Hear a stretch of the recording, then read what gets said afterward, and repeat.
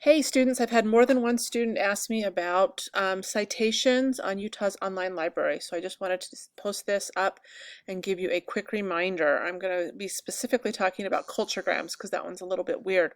So when you go into the Ridgeline Library page, and that is linked on the Ridgeline page, remember right here, library, we'll open up this page. We're going to go into online library.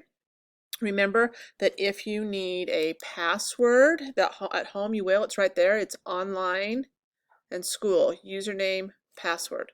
Once you get into it, we're going to go into the Culturgrams for your geography project. I'm going to randomly pick a country. Oh, let's pick Spain.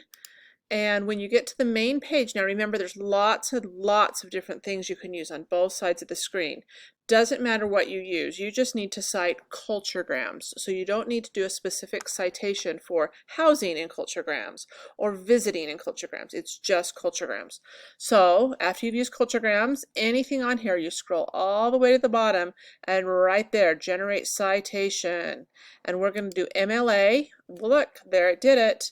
And there's your entire citation. You can copy it and close it. I tend to do it that way and copy and paste it into my document, and then you are done.